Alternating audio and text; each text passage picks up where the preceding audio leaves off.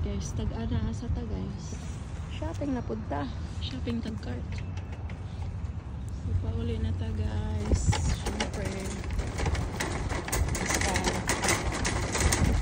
madawas sa aming shopping na lang yun ka.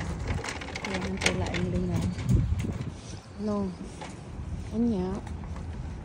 Huwag yapong mukaan ha din ha guys. Aw din ha na di ay ko. Huwag maayuhan din ha. Din ha. Of course, they had daily bread. Ano yung makinang daily bread, guys?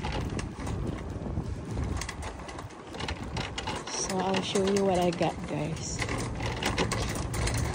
Trabaho tag 1 hour, shopping tag 2 hours. So, kabalo mo ang sauna niya ako. Ano naman yung... Kung ano man yung akong ipalit, guys.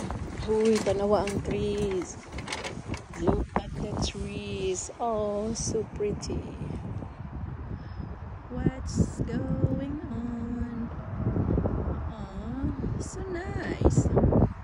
Is that leaves or flowers?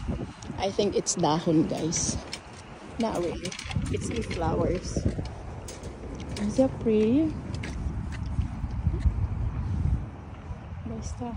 Ligsan ta diri, guys. Dahil ako ulo sa dakong truck. Ooh, so nice. So nice, guys. It's a beautiful day. And today is, what's today, guys?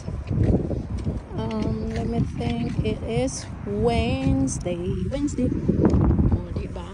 Oopsie. Wednesday rin, guys. Anya. Muna itong napalit, guys.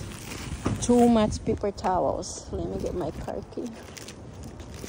Too much paper towels. And of course, my key.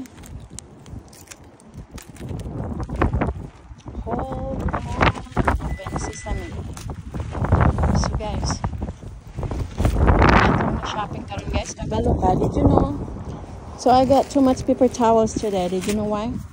Because this paper towel regularly $17.29. $17 something, guys. And it is on sale today.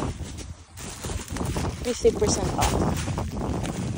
Never in my life happening that I bought 2 of this paper towel and I only paid $7.78 for each. So I had to buy 2. Saving for the next year. Happy Towel Day. Okay, babu.